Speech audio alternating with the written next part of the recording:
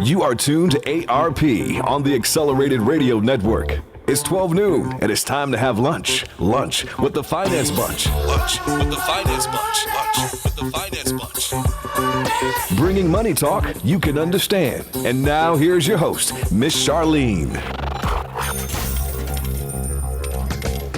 Good afternoon, everyone. This is Miss Charline, and welcome to Lunch with the Finance Bunch.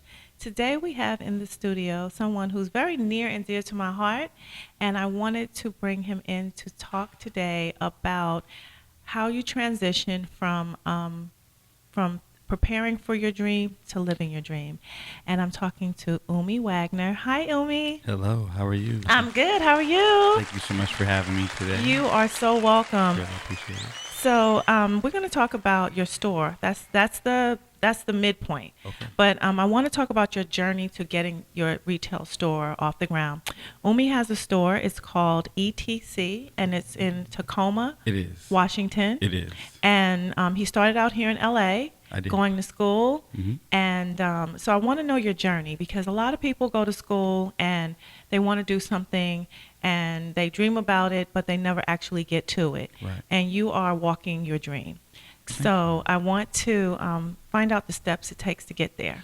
The journey began at FITM. Obviously, I was going to go to a traditional school for a business degree, but I knew I wanted to be in fashion.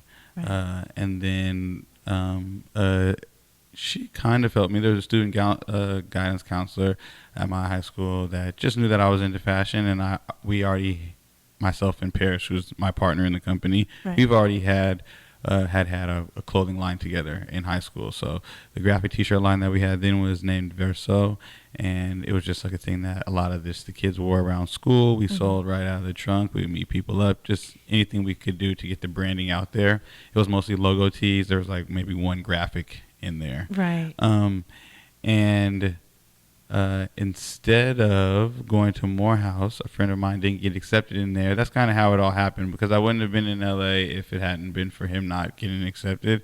And so then that's when I was like, well, I just need to focus on just fashion then, since I'm not going to have like the college experience I thought I was going to have. Right. And so I went to FITM with like the only thing on my mind was use this name to get into every retail position or Right. fashion party that you can. And so I didn't really do much at FITM other than that. I worked retail, and I utilized the name to work at Saks Fifth Avenue and the Beverly Center, and to get people interested in the fact that I was taking fashion seriously as a business, and not so Right. much just like, oh, this guy, he dresses cool. Right.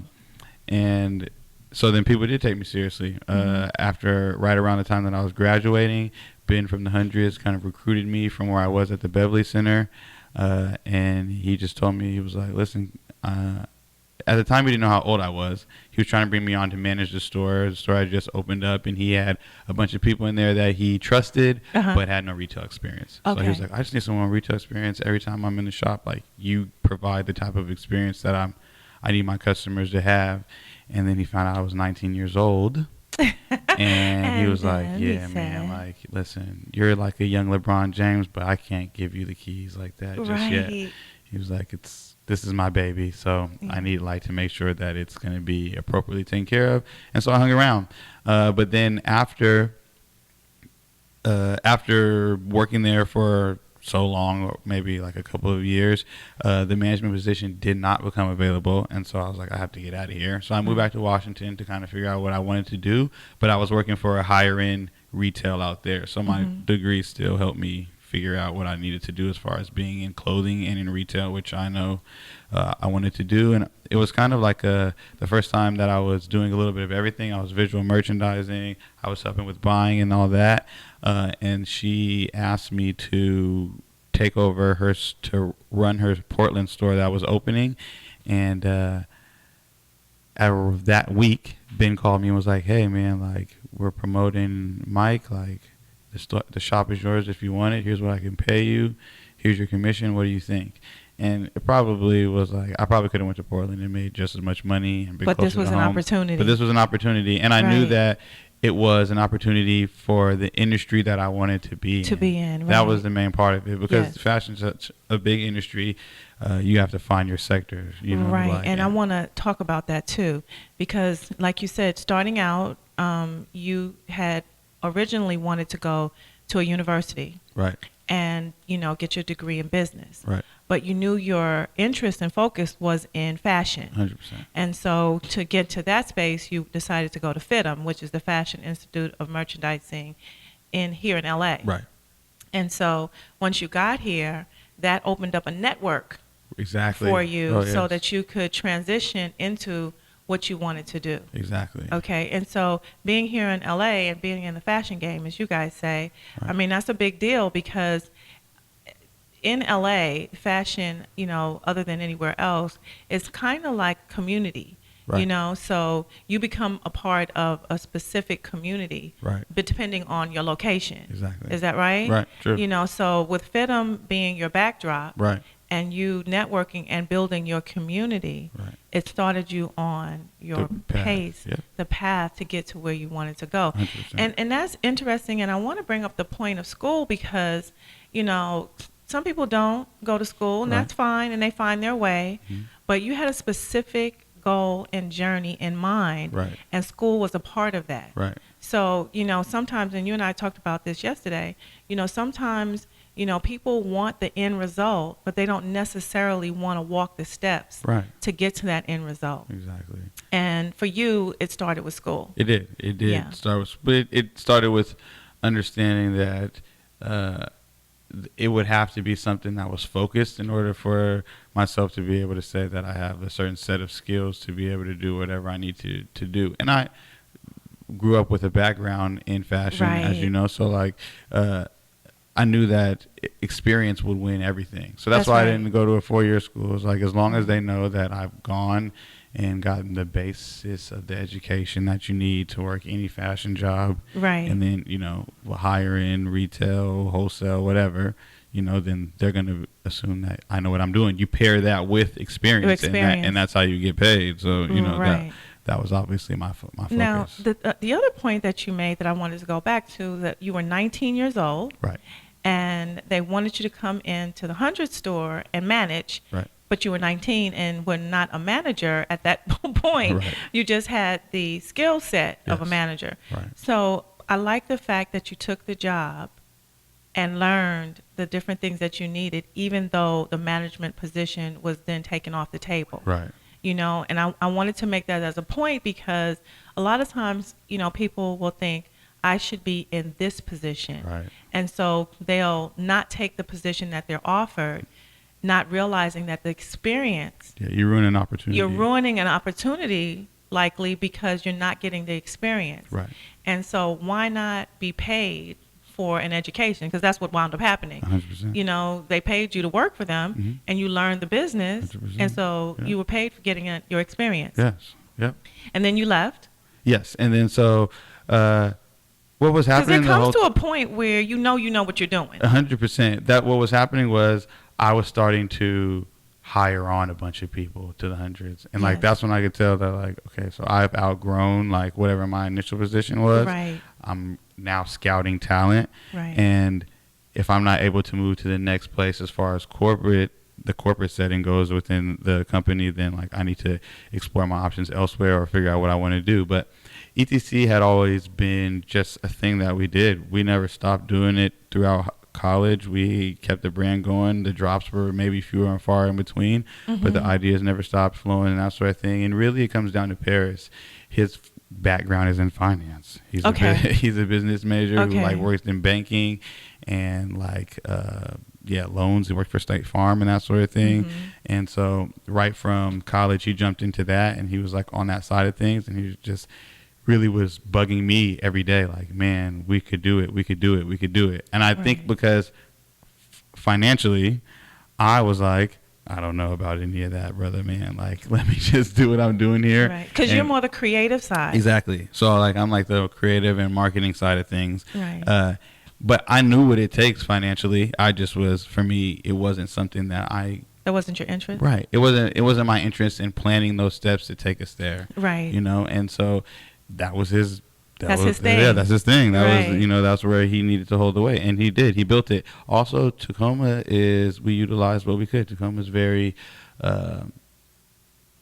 it's in a growth period right now. So there's a lot of things that the city is trying to do to aid itself. Mm-hmm. And there's a program called Spaceworks Tacoma, which is they have select retail locations set up around the city that they worked out things with the landlord where they get the space. You go through the process of like the paperwork and meet the criteria, have a business plan and that sort of thing, and then they give you a space for 6 months. Should you meet those? So then you get to just start off your business 100%, no matter what it is. Without having to pay for the Anything. space.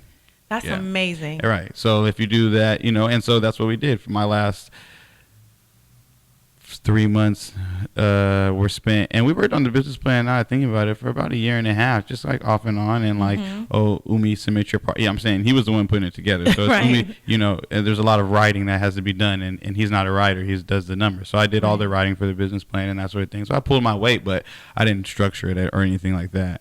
And then, yeah, he called me and was like, listen, man, there's some angel investors and there's some people that just want to give us money who's been seeing us do it since we were in high school. And he's like, we have enough.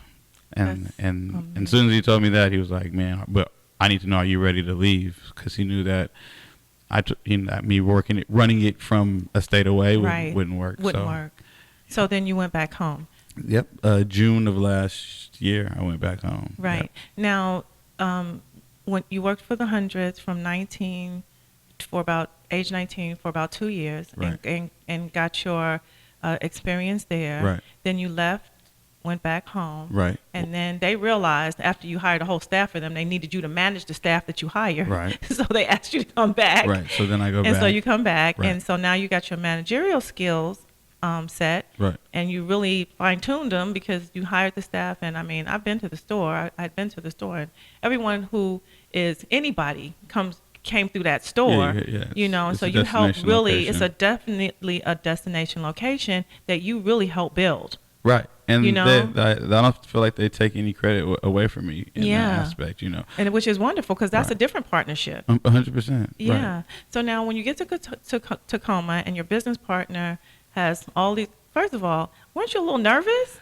Oh, I was you know what? Maybe I contemplate that all the time. We have a lot of things where we sit down, we talk to kids, and we talk about like risks and that sort of thing. Right. And as much as I want to say, like, yeah, it was a risk. And it was a risk. When I look back at it, I'm like, yeah, it was a risk. Let me go ahead, chalk it up. It was a risk.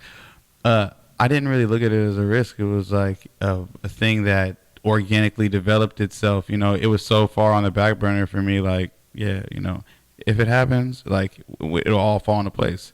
And it did. So for me, once it was like, Umi, like, we can really do this, it wasn't a risk anymore because it was so many years of preparation. Right. At the same time, like, as soon as I got there, I was thinking, like, oh, there's all these other things I need to add and all these other things I need to do and I need to develop. And it was like, you've been running retail, like $1 million retail store for close to 6 to 7 years, man. Like, right. This is small potatoes. So just handle it as small potatoes, Right. Like, take care of it the way you need to take care of it. Utilize where you can, your networking and your resources. And obviously, like, that's why we are even able to have a store, because of the hundreds, because I put in so long there that I developed relationships with all these other brands that I carry now. And, they take care of me terms wise, financially and freight wise, and, like, it's so.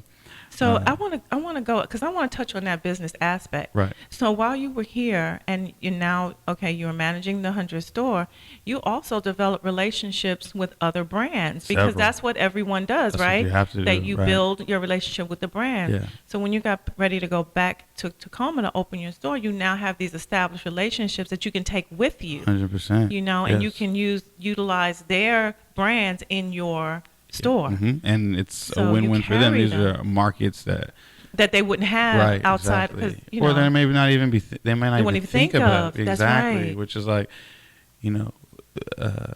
I understand growing up in Washington and then moving down here, that growing up in California, it kind of puts you in a microclimate. California is like the world. That's right. That's right. So when you grow up here. Yeah, exactly. So and as far as the business, I have businesses that I carry right now who run their whole business, make a majority of their money in California. California. We're talking about 70, 80 doors that they're carried up and down California, and it still feels sparse. That's right. So, Yes. you know, there's plenty of room to grow businesses, and that's really all I'm trying to do is provide an opportunity for friends of mine whom I know have the passion that I have, and they just do a different thing that I do. So, Right. but them promoting me, as far as being in there, it's that kind of cross promotion that you need to be able to grow your brand. That's right. Right.